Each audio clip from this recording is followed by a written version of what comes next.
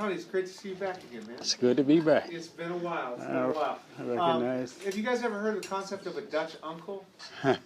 You know what a Dutch uncle is, right? Right. A Dutch uncle is somebody that slaps you upside the head when you slap upside the head. Right. That's how I kind of think about Watani. He has a lot of wisdom, and he's going to slap us all upside the head and give us a little bit of that wisdom. We've had him in 2 times before in the past, and it's been a real profound privilege to have you here. Talked about the American dream or the American nightmare, depending on how you look at it. And then we also talked a little bit about some social justice in the past. So background, this last summer I mentioned to you we read Just Mercy. Right. And just starting to dig into the collision of race, poverty, and the criminal justice system.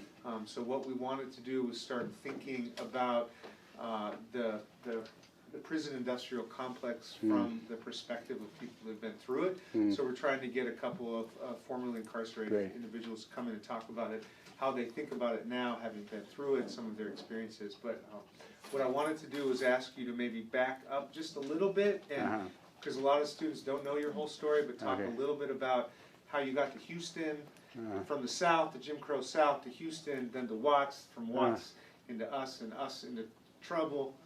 Trouble in the prison, and then prison to here. So can you give it up for him one more time?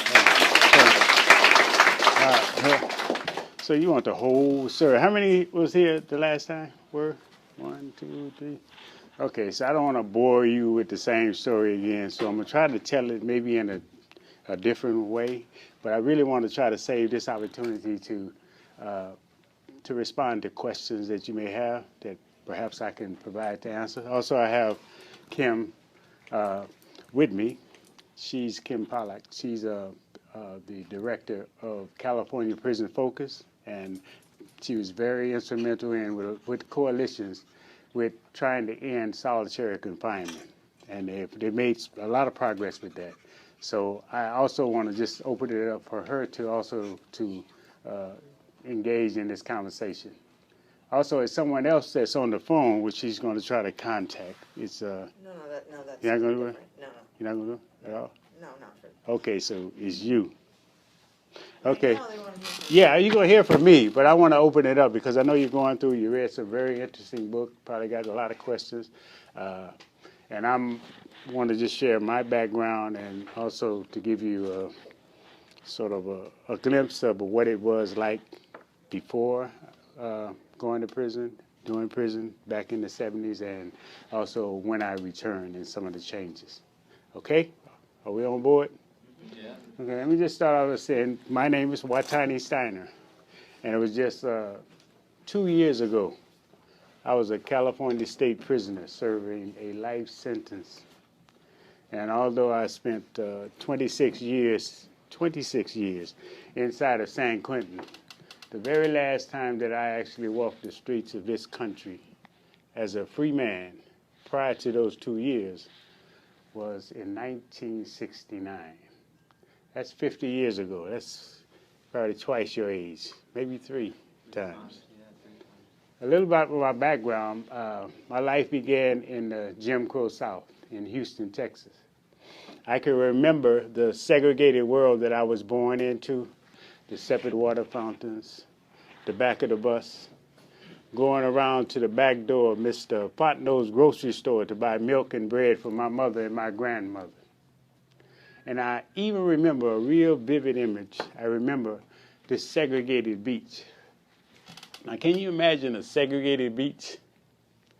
They had this net that used to separate the whites from the blacks. And I remember as a kid, I used to get real close to that net. And I would see that net, and it seems to me that net went all the way across to the other side of the ocean. And my brothers and sisters, we used to get real close to the net and look, peep on the other side. And it seems like to us that those white kids was having so much more fun than we could ever have as Negroes. I grew up in a Catholic family, a strict Catholic family. And I remember that I was taught that the only way, or at least that was in my mind, that the only way we could get to heaven was to say our prayers, obey God's commandments, and to stay in our place.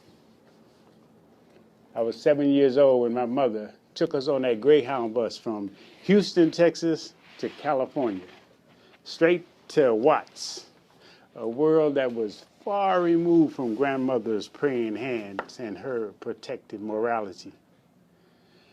I remember that at that time, the world seemed so removed from the morality that I was brought up in Houston. I had to really re-envision the world that I was entering into.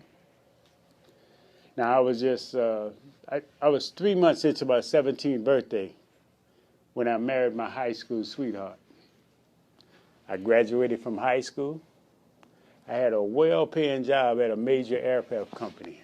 I used to work for McDonnell Douglas Aircraft, making airplane bombs and stuff for the war in Vietnam. And I was, I graduated from high school. I married my high school sweetheart. I had a well-paying job, and I was about to become the proud father of my first son. That was Larry Joseph Stiner, Jr. I was well on my way to becoming your typical Huxtable.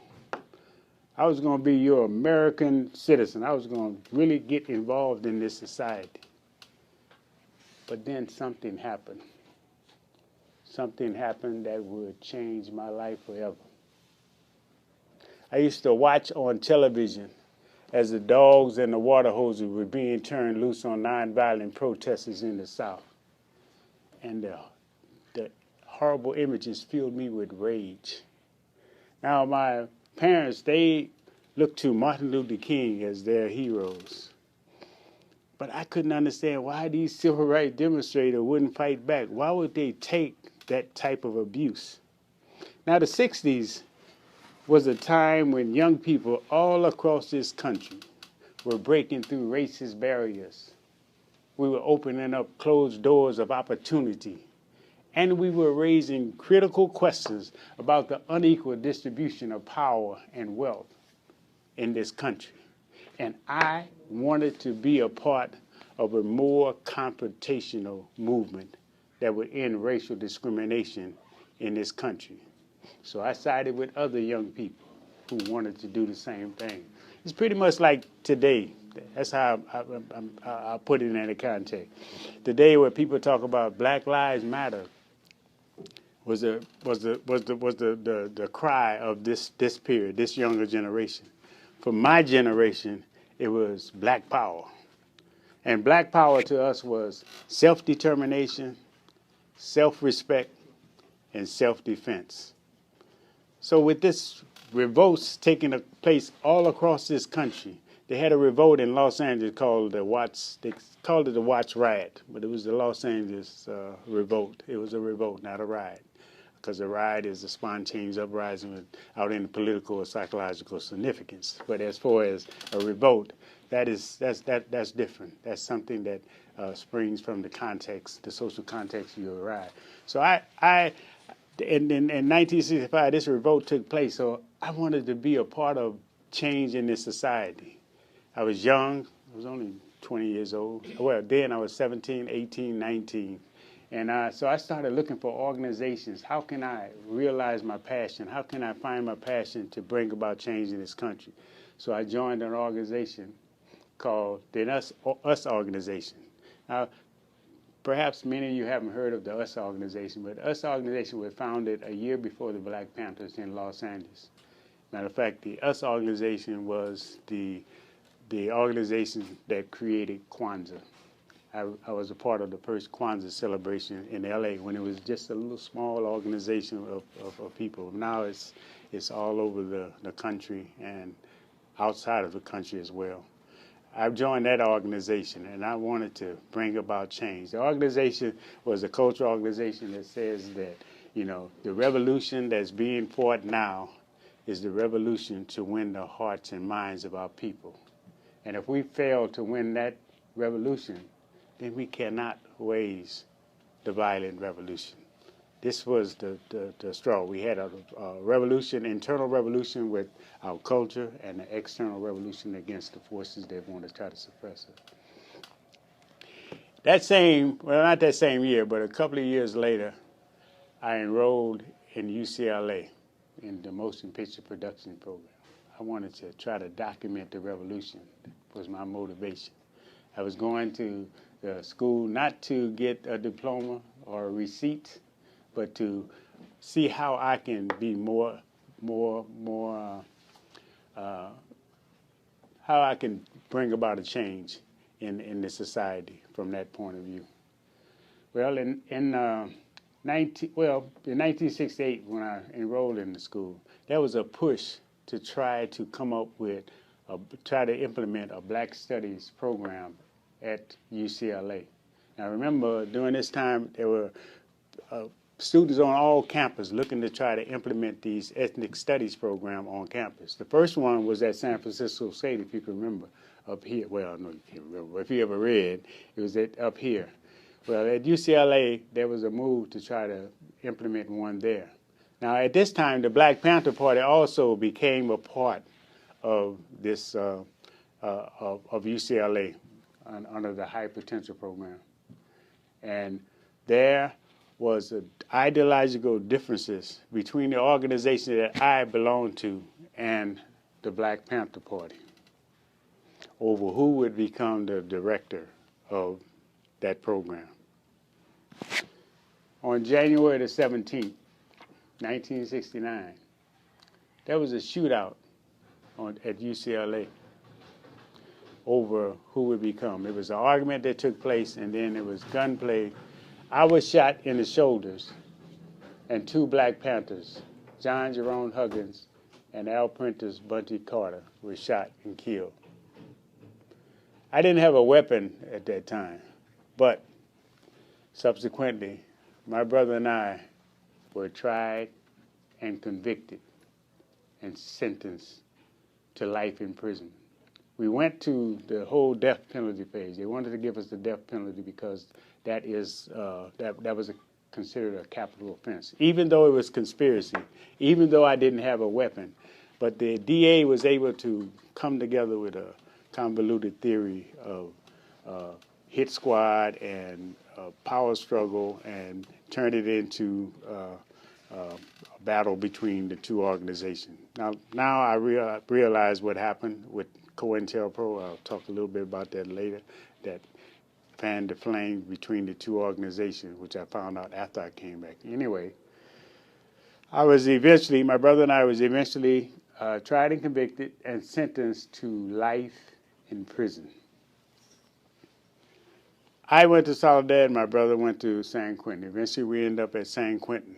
5 years later, my brother and I escaped from San Quentin State Prison, and I fled the country to South America, where I lived for 20 years. I went to prison in 1969, escaped in 1974, and I lived in South America for 20 years until 1994. I lived in Guyana for 6 years, and I lived in Suriname. If anyone knows Suriname, it used to be Dutch Guyana, just above Brazil. I lived there for 14 years. Now, they didn't know where I was. I mean, if they did, they didn't get me. I had voluntarily surrendered after those 20 years. And the reason I surrendered is because they had a military coup in the country that I went to and a civil war. And I met my wife, my new wife, in Suriname, and we had 7 children. And after the soldiers forced us out of our home and ran us into the bush, and I could no longer provide for my family, and the economy collapsed. My children were no longer able to go to school. I had this bright idea that I would go to the U.S. Embassy and I would negotiate my surrender. Now, you know, they have no reason, it was no reason for me to even believe that they would negotiate with a fugitive. But when I went in there, I knew I had one bargain. I would say, look, I would be willing to surrender if you would provide safe passage for my wife and 7 children. I would be willing to waive extradition, because extradition would take 5-10 years if I contested. And they agreed to it. To speed the story up, Subsequently, I got on the plane with Nancy Pelosi, who was Congresswoman then, who we signed the surrender agreement. I was brought back. The FBI agent came from Venezuela, picked me up, brought me to Dade County, transferred me back to San Quentin. And when I got to San Quentin, they pulled me out the line, put more chains, shackles on my leg, took me to solitary confinement, and then I got a letter from the State Department saying that we do not negotiate with fugitives, and therefore my wife and children could not come to the United States. And that was the most agonizing moment of my life, because I thought I knew my children would feel that I had abandoned them, that I promised them so much. They were eventually separated from each other. My wife had a nervous breakdown, and they were separated in separate foster care homes. Even though I tried to write relief agencies and Salvation Army and try to do all I could, for the next 11 years I could do nothing but pray for them. And so after that period, I just want to say what happened for me coming back to prison, since we're talking about prison. When I left the States in 1974, the prison population in the state of California was less than 25,000. When I came back in 1994, the prison population had jumped to over 150,000. There were only 6 prisons in the state of California in 1974. When I came back, there were 33.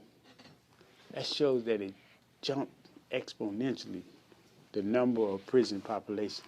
And I had no idea of what happened. I'm sure you all have read maybe Michelle Alexander's book, or you say you read Just Mercy, but it shows you what happened in that period. I had to relearn all of what was going on in the country from that period on till the time I came back. And that is partially my story.